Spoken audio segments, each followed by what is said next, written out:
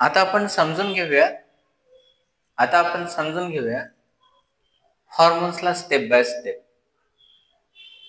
आता इथं जे दिसतंय ते प्रेग्नेनोलॉन पासून तयार होतं प्रोजेस्टेरॉन. प्रोजेस्टेरॉन पासून होतं इस्ट्रोजन आणि प्रोजेस्टेरॉन पासून तयार होतं testosterone.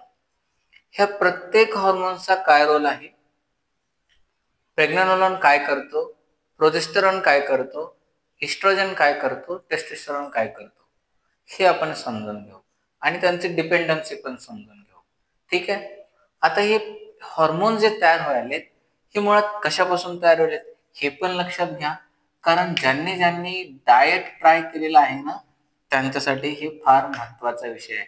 Oil free diet, fat free diet ज्यांनी ऐकलं असेल त्यांच्यासाठी सांगू इच्छितो, हे जे हॉर्मोन बनलेलं आहे ना, हे हॉर्मोन बनलेलं आहे कोलेस्ट्रॉल पासून. कोणते? सगळेच हॉर्मोन्स. टेस्टोस्टेरॉनसाठी कोलेस्ट्रॉलचं असणं गरजेचं आहे. कोलेस्ट्रॉल इतका उपयुक्त एलिमेंट आहे आपल्या बॉडीमधला, तो विनाकारण बदनाम झालेला आहे, विनाकारण विलन झालेला आहे. असली विलन दुसराच आहे, परंतु बदनामी कोलेस्ट्रॉलची भयंकर झालेली आहे. आणि कोलेस्ट्रॉल सप्रेसेंट टॅबलेट जे आहेत ते घेतल्यानंतर देखील आपल्या हॉर्मोन्सवरती डीप इम्पॅक्ट येतो. हे पुढं तुम्ही समजून घेणार आहात.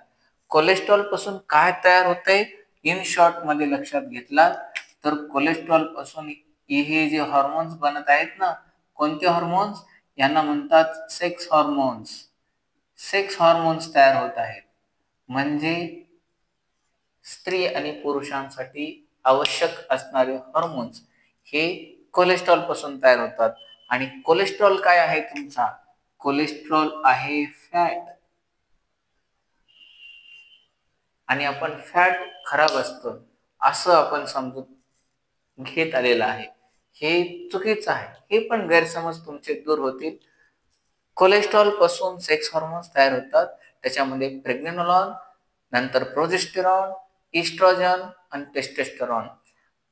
तुमचा प्रेग्नेनोलॉन काय करतो हे आता आपण समजून घेऊया.